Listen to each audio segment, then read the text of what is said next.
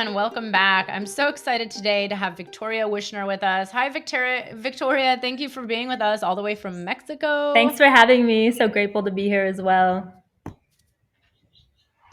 So good to have you. So, Victoria's area of focus is on the safe and effective use of 5-MeO DMT. She is the director of educations for Cavalia Collective, a psychedelic wellness company, and is the founder and president of F.I.V.E, that's F-I-V-E, 5-MeO DMT Information and Vital Education, an education platform focusing around harm reduction. Victoria also works as a 5-MeO DMT retreat leader in Mexico, where she is now, for Tandava retreats. So, Victoria, I would love to hear your story. What brought you to the retreat center and on this path of working with these medicines? I always love to know, what did you used to do before this life? Were you, working at some corporation in an office building? What's your story? Yeah, it's really interesting feeling into my story because the way that I found my way to the medicine path is really the same way I feel everybody does. That same question that unifies all of us. Who am I? That who am I driving us to figure it all out? What's the purpose of all of this? What's my divine purpose? And so in that, deep desire to learn that question, I allowed myself to completely expand out rapidly. And it was funny because when I was trying to figure out this answer, who am I wore different hats. I had different experiences. I lived in different places. I was all over, kind of a gypsy. And, eventually, as medicines do, they found their way onto my path and, dipped my toes in with cannabis, MDMA, LSD. And, really early on my path, it was beautiful that ayahuasca found its way to me when I was, around 20. So very early. And that experience for me really shifted the trajectory of my life in a very massive way, in the way that, even though I was kind of dabbling in psychedelics and medicines, I didn't really understand them at the really deep level that they were operating until I sat with ayahuasca. And so ayahuasca allowed me to tap into a deeper way of communing with these plants and really allowed me to step in a more conscious, responsible way of interacting with these plant spirits. So after ayahuasca, it was literally the next decade just trying to learn as much as I possibly could, sitting with different medicine, different teachers, different curanderos. And during this, decade period, learning all of these different things, I still had to make a living. I still had to figure it out, So I was in the service industry for many years, waitressing, saving up as much money as I possibly could to tell my boss, hey, I'm going to be gone for a month, going to the jungle to do ayahuasca or Costa Rica to go do this medicine. And it was a really great launch pad for me in the way that I was able to, bring in that financial income that I needed. And also I wasn't super tied down to, a corporate job or something where I couldn't leave for long periods of time. And, eventually I found my way first to Cambo. And it was such a funny experience for me because, oh man, well, because Cambo was the first one that I started to serve. I went to this very long, like a week long retreat, but it had about 8 medicines, which now that I am in this space, I understand that is like a giant red flag. But at that time, I didn't know that. And, I was really excited to be in this space to, learn about these different medicines, feel the way that they interacted in my systems, the different knowledge that they'd bring to me. But there was 3 back-to-back Cambo sessions, and I was like, this is the one medicine that I don't want to sit with, like, at all. But what was really interesting is it was one of the medicines that impacted me the most. And even though the experiences themselves were hard, hard to say the least. They were very challenging. I thought I was going to die, especially in the first one. I went into it with a health condition where, no matter what any doctor did for many years, they couldn't fix it or cure it. And after the 3 back-to-back ceremonies, it was gone, just like that. And so then I was really just wanting to immerse myself in Cambo, learn everything I could, sat with it many more times, and then started to serve it. And then from there, 5-MeO found its way onto my path. And the really beautiful thing about this medicine, even though I love all medicines, they have so much to bring to us, 5-MeO allowed me to finally answer the question of who I am. The thing that I had been searching for endlessly, tirelessly, I finally got it.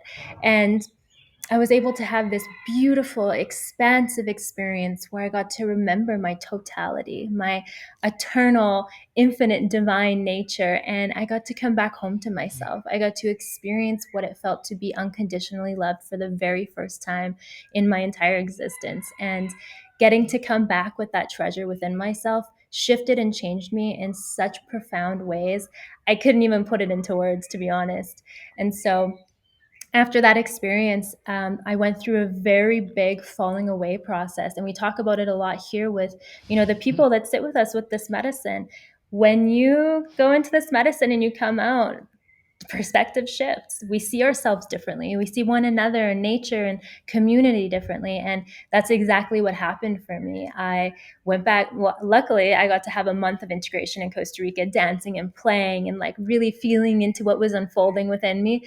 But then I found myself landing back into where I was at the time. I was still waitressing, I was in the city, and city vibes sometimes can be a lot. And when I got back, nothing fit anymore. All my clothes were wrong. The car I was driving was wrong. The clothes that the job I had was wrong. Like everything was just wrong. And so it was just really interesting to feel like everything was wrong. I kind of felt like I was going crazy. I felt completely alone. I felt, scared at some points, but I felt so liberated. Like I had this beautiful open path, like the world was my oyster in front of me. And with this divine knowledge in me, I knew that, I can literally do anything I want. And so I made this pact with myself. I want to dedicate myself to this medicine, whatever that looks like. I want to learn everything I can about it, sit with it, integrate it, learn from different teachers. And so that's what I did. I sat with it many different times with big integration periods between them. I taught under 3 different facilitators over the course of a year and really got to feel into different types of practices, from retreat settings to one-off ceremonies, and seeing the things that I felt really worked for participants and things that didn't. And eventually I found my way to working with my partner, Joelle, who you interviewed. And we're working here at Tandava, the world's first 5-MeO DMT public retreat center with the focus on safe and effective use of 5-MeO. And yeah, it's a beautiful life. Beautiful, beautiful life. I love hearing these stories so much. I mean, it's a very common story, and it's very similar to mine where, even my first ayahuasca journey gave me that feeling where I came back to my life and was like, wait a second. I mean, I kind of knew it was misaligned to begin with. It's like there's us living this life, and it's like technically we have all these answers inside of us, but we're just living these lies and wearing these masks. And I remember going through that exact thing. And then when I was led to 5-MeO for the first time, it was big. I mean, it was like my whole life changed within 6 months. Not to scare anyone, but these are changes that I already knew needed to happen. It's like that I was scared to make, or, I just felt like it was so much easier to stay stuck in what I already knew. But then with these big, powerful, life-changing experiences, you're like, well, wait a second. Like, I just went through that. Now I'm here, and like nothing fits, like you said. I love that. Mm-hmm. So let's get into a little bit more about what you're doing there at Tandava with these retreats and this new platform that you guys are building. So tell us about the current work you do. You're a co-facilitator, and right? Is that from what I understand? And then tell a little bit about what the mission is of the retreat center Yeah, I there would too. love to share. Yeah, so the mission is to allow anybody who is making the step to do this confrontational work. Stepping to work with 5-MeO DMT is a big step, and our whole aim is to meet people where they're at, to really meet them there with giving them all the tools necessary to not just come and experience this medicine, but take what they've learned from the experience and in the integration period and really allow it to create long lasting positive transformational effects within their lives. We feel that that is what it's all about. Being a facilitator isn't holding a pipe, because, what happens with 5-MeO, if you just hold a pipe for someone and like don't prepare them, don't integrate them, any of that, it's going to be a peak experience and it's going to fade away like a dream. And while it's beautiful to have that experience, what's the point? What's the point if it's not going to actually bring transformation into our lives? And so what we've done here at Tandava Retreats is really create a space for people to allow that to happen, to allow this budding flower to unfold into something really beautiful. And so we offer different kind of retreat containers. We've got 4-day containers, we've got 6-day containers, and no matter what container you're in, you're getting prep, you're getting integration. We start preparation 2 weeks before with people, diving into, of course, first a medical screening to make sure that they're safe to sit with this medicine. And then we have multiple calls beforehand to really tap into different intentions. Why is this person wanting to sit with this medicine? Where are they looking to go? Different practices, different journaling prompts, and really getting them in a space so that when they arrive here at the center, they know exactly where they're going. And so when they're here, we have a group private hybrid. So what that means is we take up to 5 people at once, and we have private medicine sessions, private neurofeedback sessions, and private integration sessions. But we also have a community feel. So, it's really important to still have community. People are getting their private experiences so they can unfold in their own unique process, but having a community that's going through the same thing as you is also important. So group integration circles, group sound baths, breath work, meditation, yoga, all that kind of stuff. And once the retreat is over, included in the package is integration. This is something we feel is very important and lacking in a lot of containers, is the fact that people have to purchase additional integration support. And, while I get it, I also don't get it because, especially if somebody doesn't understand psychedelics, maybe this is their first time with a psychedelic in their entire lives, they've never heard of integration and they don't understand how important it is, they're probably just going to go right back into their everyday life and not even look into integration at all. So including it in the integration or in the retreat package is important and paramount in my opinion. So we have a month of integration support included within the retreat. And that's, 1 call per week with the integration specialist.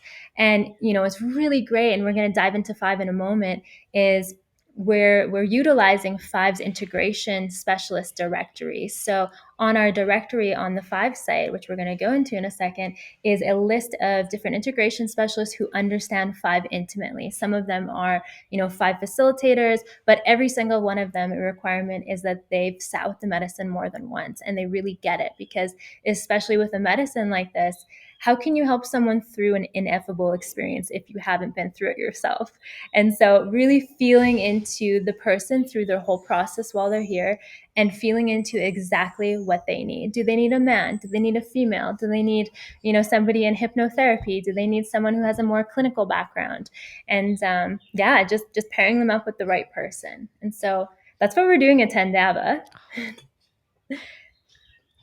It's beautiful. I mean, when I'm hearing this, I'm sitting here going, wow, I wish this was the standard for working with this medicine. So as someone who's been working with psychedelics for over 30 years, when I came to 5-MeO for the first time, I really just thought like, okay, it sounds really powerful, but I've done all these other things and ayahuasca and how different could it really Yeah, be? And right. I had heard it's this huge experience, but then, I just thought like, oh, I'm okay. And I'm telling you, I didn't know, because again, this was years ago and the integration wasn't as much of a thing as it was, as it is now.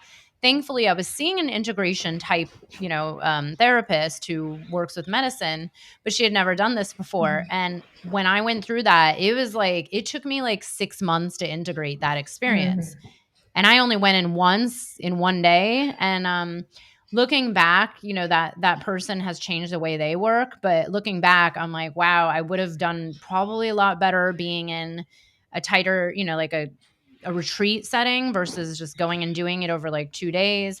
And then also having the support is a big deal, because you're right. It's like, if we don't have the support, what's the whole point? I mean, I hear people all the time telling about these big things, and then they're like, well, and then I just fell back into my old patterns, and Oh, then yeah. back into, my anxiety came back, my depression came back, I went back to the same job, the same life. And it's like, well, what are you looking for? But I have a quick question, Yeah. and then we'll go into F.I.V.E a little bit. What brings most people to your retreat center? Is it people that aren't experienced, or people who are, or is it people who are looking for themselves? Like, why, like, what brings people to even want to work with this medicine? I'm curious, like, what's the majority? All of the above. Yeah. We used to get a Yeah. lot more spiritual seekers than we do now. It's really interesting to see with this psychedelic renaissance and it being, more widely acceptable to come and do something like this. We're seeing a lot more people who are deeply suffering. So a lot of people with, treatment resistant depression, anxiety, that kind of a thing. And, I also feel that 5-MeO is coming out at a time in human history that is perfect. We're just, for example, we just went through COVID, which was something the entire world had to go through together. And it was a huge falling away process where people got to experience what things in their lives are working, what things aren't working. People quit their jobs and, left relationships and all sorts of things like that. But people they got locked in their house and had to figure out, who am I? And so the psychedelic renaissance started to come in at the exact same time where people are asking this question, who am I? What's the point of it all?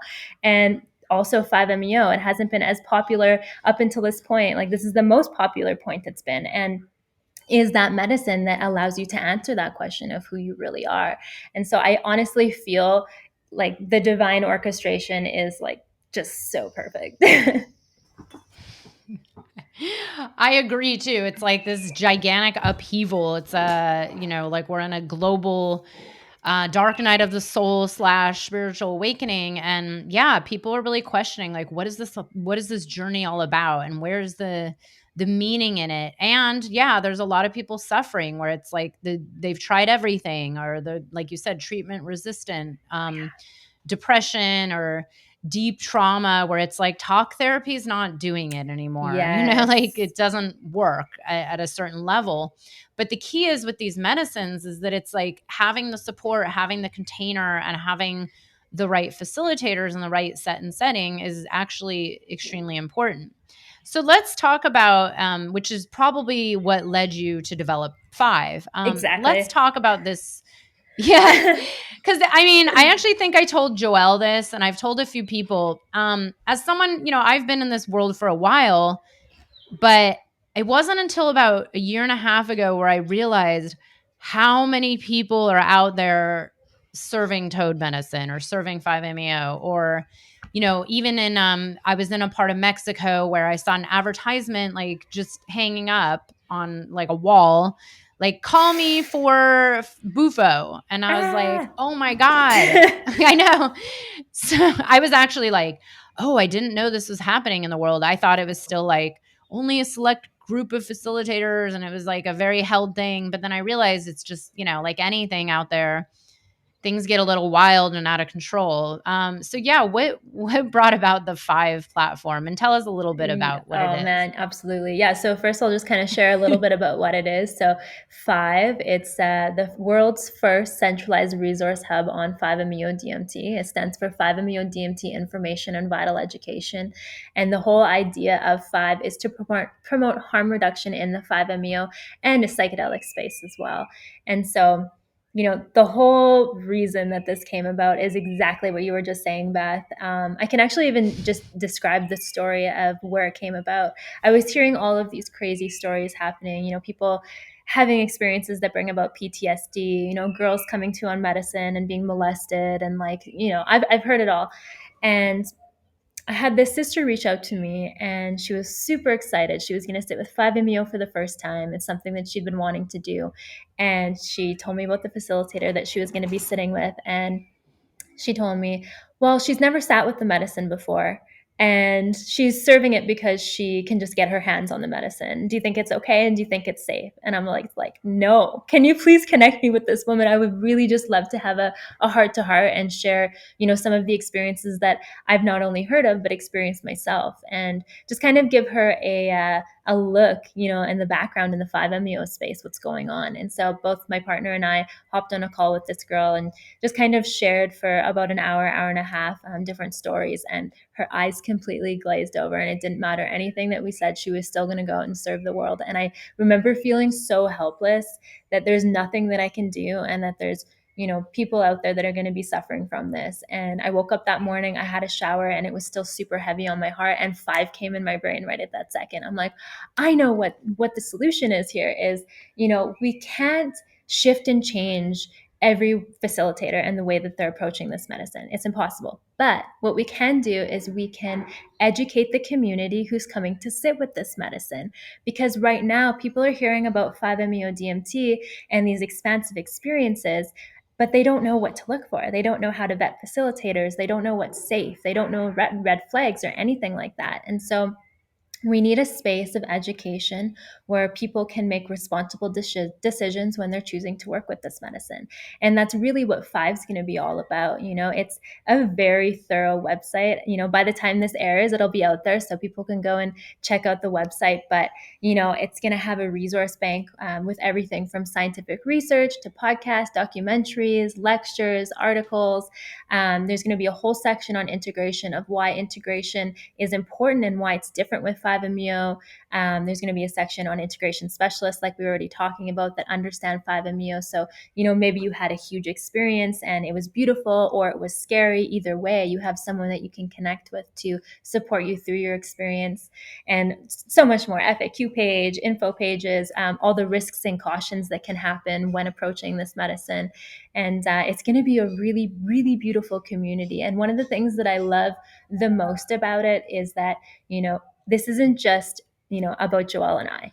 We've brought everyone together. We've brought everyone from the community who understands 5-MeO or, are specialists in their specific areas, and brought them into this space and figured out, where are the pain points and where are the bliss points with this medicine? What has been, causing the most turbulence in this space, and what has been causing, people coming to sit with this medicine to get the most out of their experience? Let's put it all in one spot and allow people to have, this wealth of knowledge so that we can start shifting the narrative away from 5-MeO DMT being a dangerous substance and actually towards it being a transformational substance. Because the thing is it's only dangerous when the people that are facilitating with it are doing it in a reckless fashion. And what I mean by that is, someone who's not screening you, someone who doesn't have a preparation protocol, somebody who doesn't have an integration protocol or safety protocols. And, unfortunately, and that is like 90 to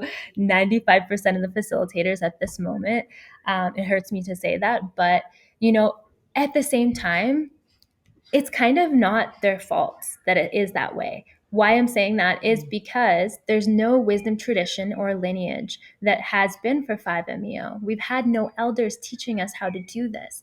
No one's saying, when you've gone off on your ego and your head's up your ass, what to do about it. And, there's different spiritual traps that happen. It just doesn't matter whether you're a Buddhist or a yoga or any type of medicine you're in, it's going to happen. And so we've always had these lineages to help us, to help us. Ayahuasca has them, helping us like learn how to hold this medicine in the right way. And so we haven't had that. And of course, what that means is a teething process.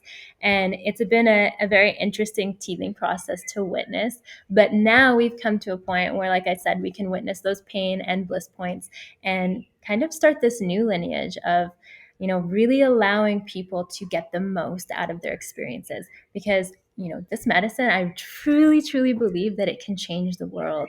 But in order for it to change the world, we need to start educating people on how to approach this medicine. So beautifully said. And that is really interesting. I had never given that a lot of thought. About the fact that this is kind of such it's a new medicine, like in the grand scheme of what new means. Like, ayahuasca is ancient and it's been around for thousands of years, but this medicine, you're right. There is no real indigenous heritage that's been carrying it for 5,000 years, or maybe not that we know of, where there is this best practice built into tradition.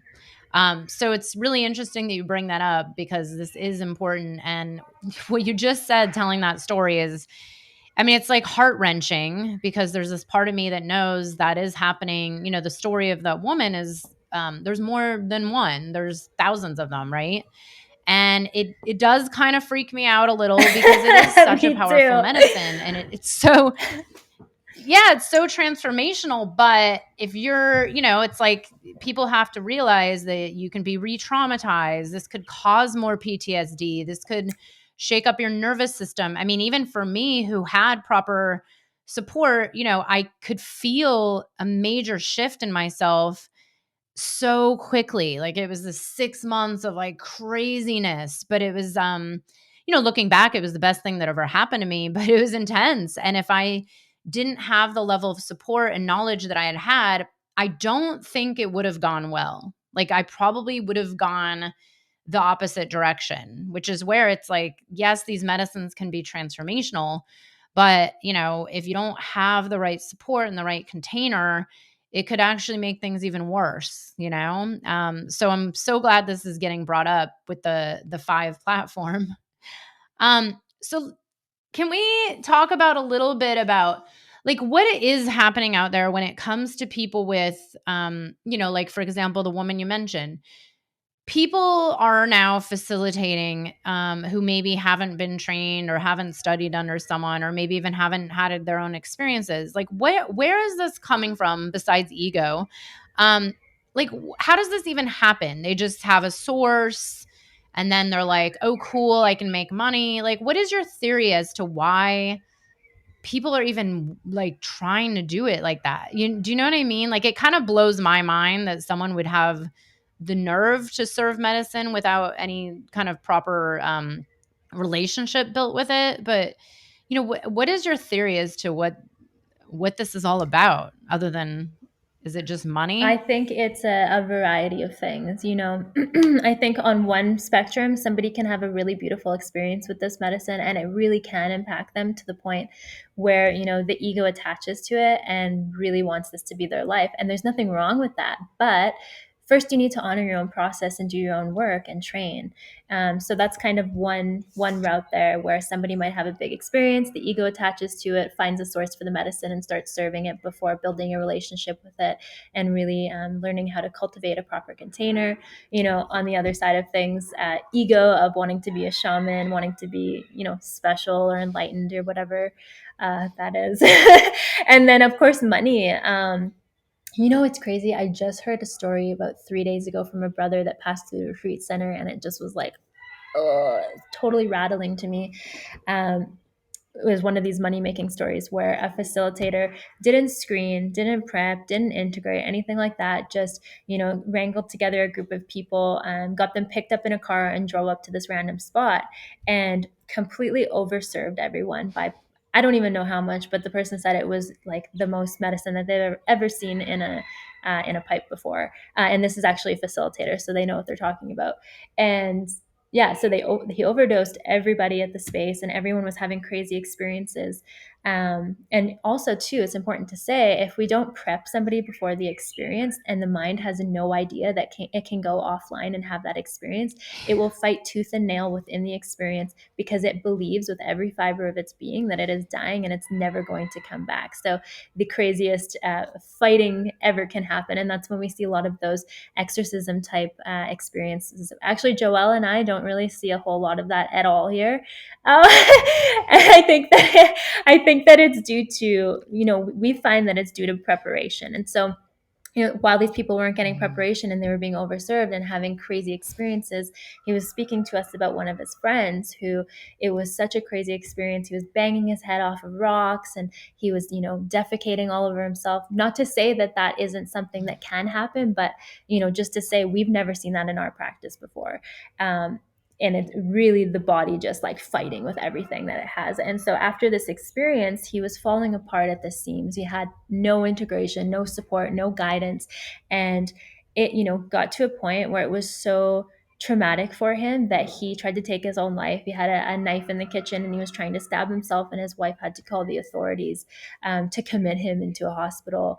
And so this is just kind of giving a back end view at what kind of things can happen when facilitators aren't taking the role of being a facilitator responsibly and just, trying to do it for any of these reasons, whether it's money or ego or anything like that. This is people's lives that we are talking about here, people are really going out of their comfort zones to come and sit with this medicine. And it is our responsibilities to meet them there.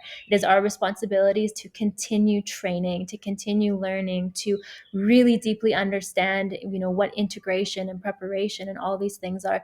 And as we are just in the baby stages of the psychedelic renaissance, we are in the baby stages. As facilitators, it is going to be a constant road of growth and evolution and learning. And, if we ever get to a point as facilitators where we're saying, oh, I'm good, like I'm the best facilitator, I know everything. No, then we need to check our ego and say, all right, what's going on here? Because we are always learning. And so, yeah, that's a little bit of a look into the underbelly of things. Mm. No, and I'm so glad, honestly, I believe these stories need to be told and talked about. Back when I did it, I was told, I, I was told, don't look on YouTube. And I was like, okay, but, because back then it was, only a select few people who we both know, Yeah. the names of some facilitators that were doing just pretty intense work back then. But these stories do need to be told just so that people can at least be a little more discerning, like, okay, at least now, like if you're willing to risk that, like, okay, to each their own. Like, that's what I always say. It's like, who am I to judge? But then again, I believe in harm reduction. I also believe in making this medicine more effective, which is having the proper setting, preparation, integration. And yes, I am definitely one of those people. My first experience was it was beyond what I expected. And I had heard all the stories and had a lot of prep, but it was again, it was so intense that it took, what, a 10-minute experience took me 6 months to integrate. I mean, that's pretty amazing, and it's also life-changing. It was one of the best moments of my life. I'm so grateful for this medicine, but that's where I really believe this platform that you're building, and also just getting the word out about facilitation and harm reduction, and also to the public who's getting more and more interested as this, makes it to the news and is now in what was it, the New York Times recently, or one of those Yeah. newspapers. It's like, you just said it. We're still it's the beginning of this renaissance, even though to us it feels like we're deep in it. It's still the beginning. And these conversations are going to be so important over the years as this grows in popularity. So that's why I really encourage everybody, be discerning, ask questions, make sure it really feels good to you. And like, go with your deepest trust, like really, and trust others, and trust the questions that you need to ask them. And if a facilitator doesn't want to answer your questions, I would run personally.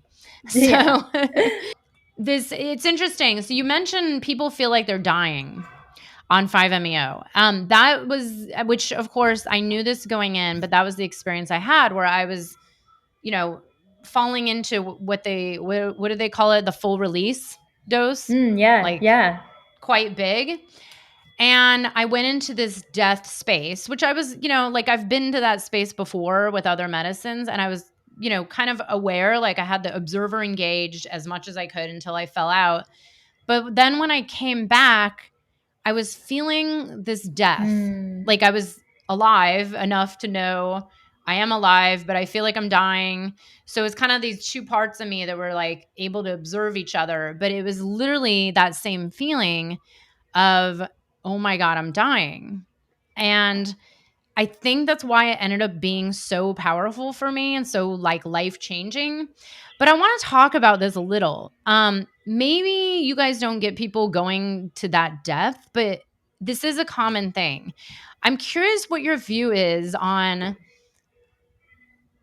is this medicine here to teach us about life and death, do you think? Or is this medicine like, why does it even take us to that place of like the death, but then you're not dead, you're not dead, but there is this part of you that's just like pulverized into, like you said, there's no words for this. Mm. But what is your theory as to why this medicine, I think I asked Joelle this, why is this medicine here at this moment in history, when this medicine is also so powerful to take you to the edges of death, into like complete nothing and everything at the same time? Yeah, yeah. I know this is kind of a deep It's question, but great. I've always wondered this. Like, It's super yeah, great. what is the point of dying and coming back to life like that? There's a really great quote. I can't remember who it's by, but it says, "If you die before you die, you won't die when you die." And it's so true, because in this human body, when we're having this human experience with our ego, we have forgotten as humans who and what we are. We are a species with amnesia, and we are desperately trying to figure out that question that I've been talking about so much: who am I? And in order for us to remember it, we need to glimpse the truth. We need to have that mystical experience, whether it comes from meditating or medicine. There's many different paths to it, but in that mystical experience, at the peak experience, is the ego death. It is where we get to temporarily leave behind the self and experience our divine truth, our divine nature, become the drop rejoining the infinite ocean.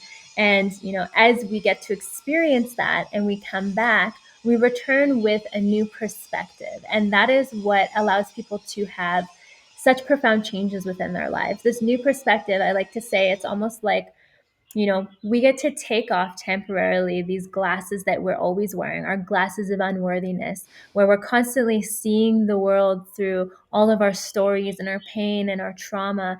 And suddenly they're off, and we get to see things clearly for a while.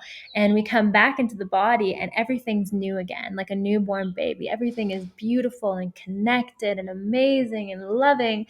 And, while that's the glow of the medicine, if we choose to properly integrate that, we can maintain that perspective, and it will shift and change the way that we see ourselves, one another, our communities, nature, and it will change the world. And yeah, that's why I say this medicine can really change the world. But, to speak a little deeper to death, what we always like to tell people is it's almost like this unpeeling of an onion. When you take that pipe to your lips, you take the medicine in and you hold it in as long as you can, and then suddenly the experience is happening.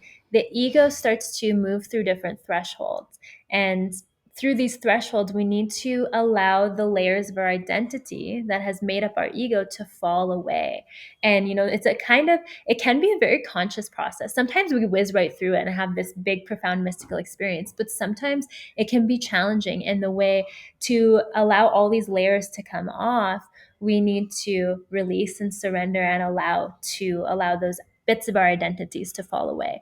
The thing is, it's challenging because it's our identity. It's what we've built around ourselves. And so we can be fighting through the process and being like, no, that is who I am. But, the process is wanting you to surrender through it to actually remember who you really are.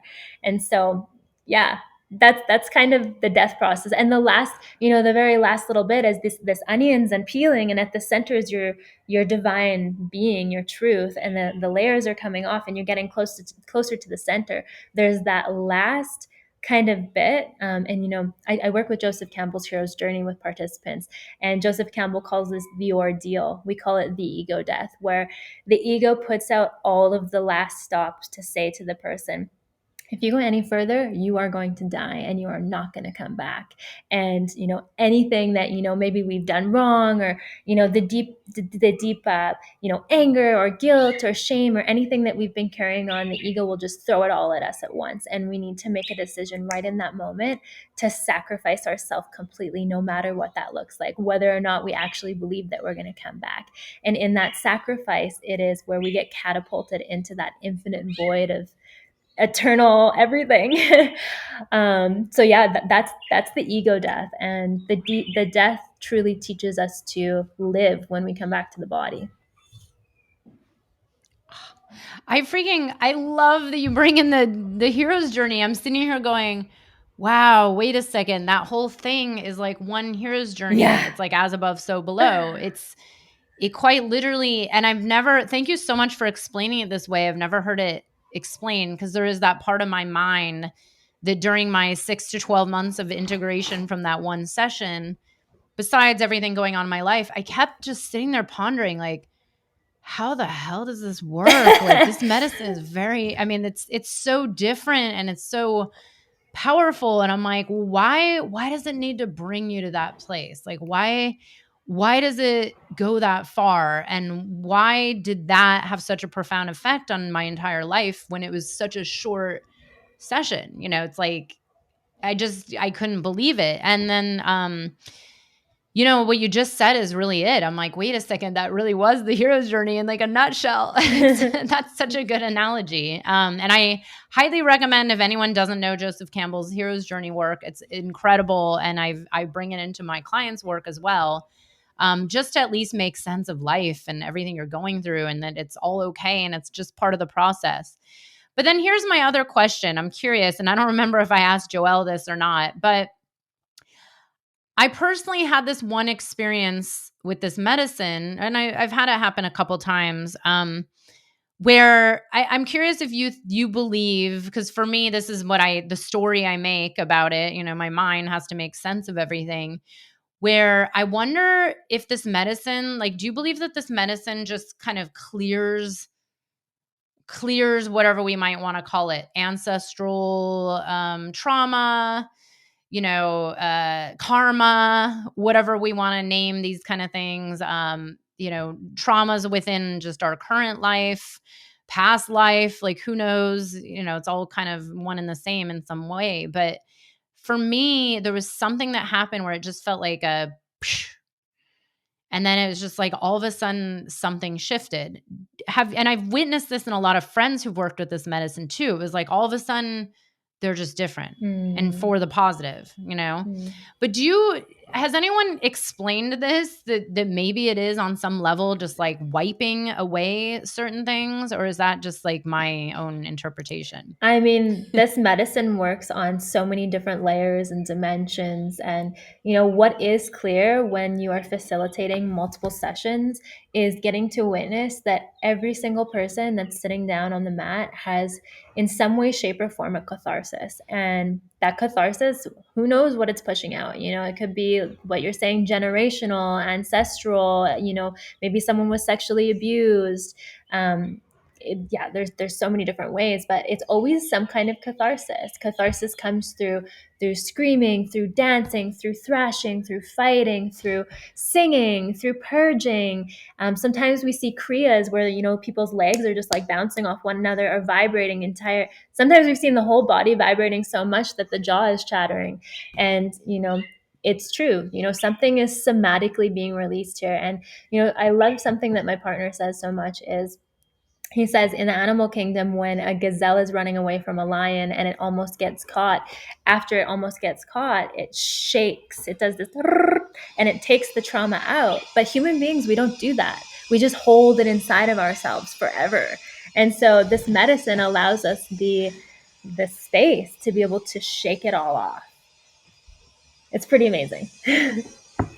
Yeah, no, that's a good explanation. I mean, I can't wait for the day, and I'm pretty sure there's people out there doing a little more research on this, but because I personally could see in people's faces, like, not just that day, but over like periods of a few years, things change. Like I knew, like I've seen someone before and then after a few years later, and it's like, wow, you are a very different person in a way more positive way.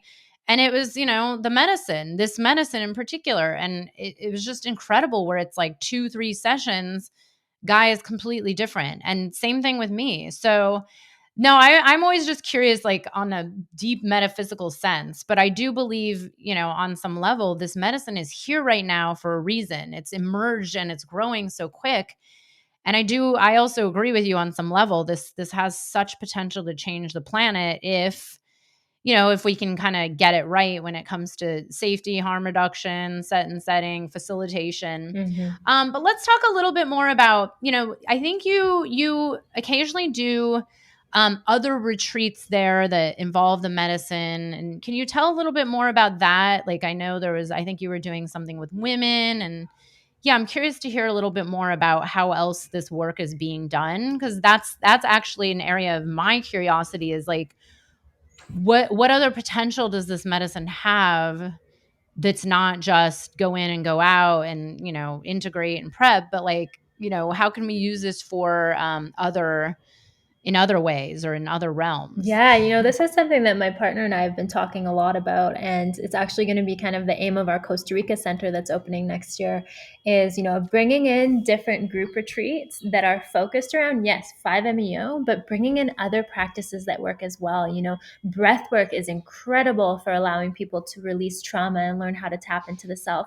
Well, if you mix that with 5-MeO in a very, specifically curated container, boom, powerful. Same tantra, couples therapy, somatic therapy. There's, yeah, BIPOC retreats, women retreats, men retreats. There's so many different pockets and areas that could use this healing. And, 5-MeO is a very powerful tool for us to allow ourselves this healing, this growth, this transformation, this remembrance. But if we can bring it into, pockets of people that are really needing this, for example, you just spoke to it. I'm doing a women's retreat with Colette Condorcita in I think like 16 days here. It's going to be the first women's retreat with 5-MeO. And, it's going to be all focused around creating a safe space for women to come and let it all go. To let go of all the things that the patriarchy has put upon us. We need to act this way. We need to dress this way. We need to think this way.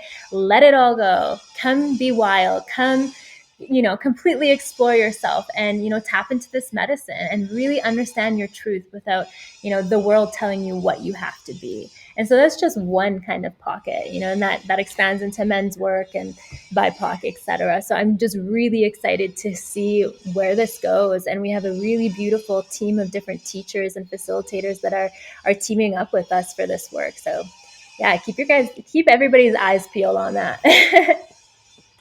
Yeah. No, and I think that's really beautiful too to have these different containers because it is, I mean, I've worked with it individually and in group in the same way where it was like, a very small group of us, very intimate. We had been in a whole program together for months. So of course we had already done a lot of deep work, and it was so much better. Like it was so much safer. It was like the freedom and really holding one another in the process. And then the integration as well was also done in a group setting and individual.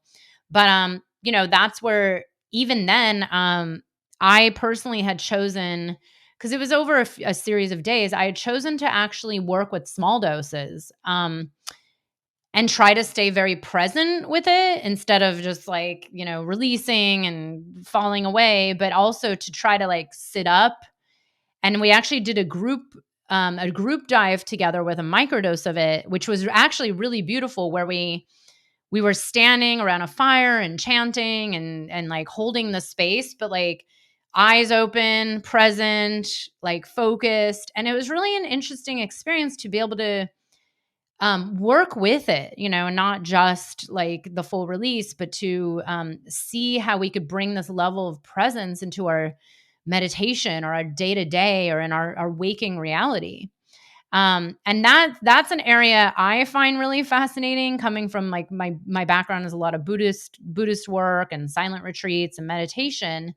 And it's like, well, this DMT space, same with breath work. Like every time I do breath work, I go into a DMT space. Like it's almost annoying sometimes because I'm like, God, it just takes me right in there in like 5 to 10 minutes. But it's also just so amazing that it's like, well, wait a second. A lot of this is actually accessible in our day to day if we can work with these medicines as tools for learning how to just be present in our day to day reality. Mm-hmm. Is that another area that people have discussed, where this is headed and maybe like bringing it into meditational type work or, things like that? Or So you're speaking to doing smaller doses and like kind of groups? yeah. Yeah, we do work with this here at the center when we're doing group retreats. It can be really beautiful. It can be really powerful. It's when it's held in the proper way, where we're setting up the space in the right way. Letting people know that this is a space to completely let yourself go, to allow ourselves to be seen, to allow ourselves to see others. It can be a really powerful experience. So when we do our group dives together, Of course, facilitators stay out. They're there to hold the space, and participants go in. They go all together at once with very small to medium doses. And, what's beautiful with these small to medium doses is we are still present of self. We're still tapped into this body, but we're still tapped into that divine everything. And when we're in that as a group, there's a very powerful tribal-esque feeling there, that we are all connected, that we are all one. And we've seen huge impact happen where, during the experience in the peak, everybody's, cuddling each other, holding one another, crying together, letting go, helping each other release. Sometimes people are pulling things out of each other, and it's really beautiful. I really love working that way. Oh.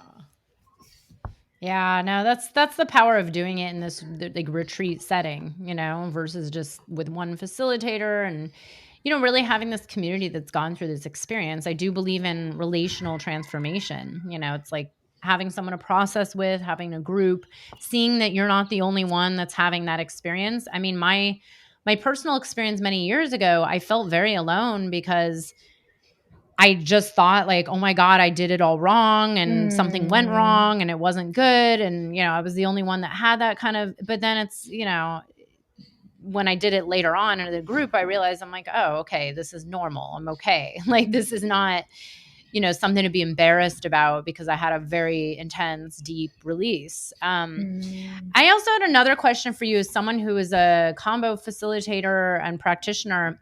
What is your feeling around these? We all know that there's these, like you said, the one that's like 8 medicines. I personally have not been to anything like that in my life where there's like different medicines each day or Good. back to back.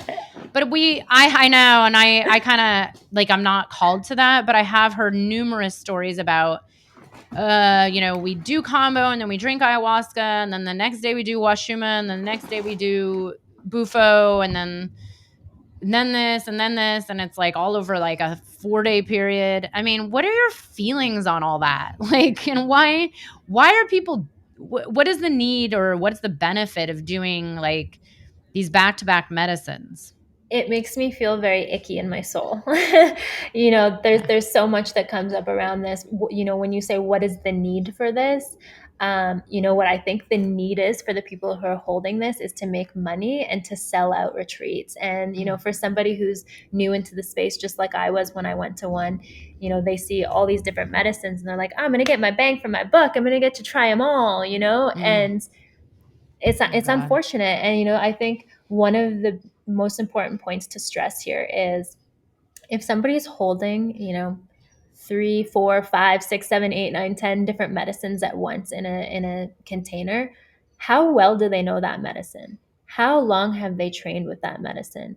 And we call this jack of all trades shamans, who are just trying to get as much under their belt Oh as God. possible so that they can have all these different offerings and they get to increase their revenue. And the truth is, there, if you're a jack of all trades shaman, the chance of you providing a proper container and really understanding what people need to integrate these experiences is probably pretty slim. And then on top of that, talking about integration, how can you integrate 8 different medicines out of a week? Or even 3 or 4. Like, that's really pushing it. Yeah, it's every medicine has its own unique preparation process and own unique integration process. So if they all have their own unique processes and then you jam them all together in a week, it's pretty well impossible to curate the right container that people are going to get profound experiences out of it. And it's Wow. actually damaging. Yeah, I'm kind of, that's how I feel. I know there's so many people that are just out for this like peak or like you said, bang for my buck, but it's really, sometimes, well, very often or most of the time, less is actually more if you're able to build this relationship and really go deep and have the proper, container and integration. But I've heard about these retreats for years and I'm always like, what's like, to me they seem really harmful. Like, this could just bring up way more stuff and more trauma and more potential for nervous system, frying and Yeah. who knows what else could happen. I personally wouldn't do it, but I'm always curious to hear the views of a facilitator. So we only have a few more minutes, so I want to give you an opportunity to talk about when is F.I.V.E launching? How can people find it? How can they like learn from it?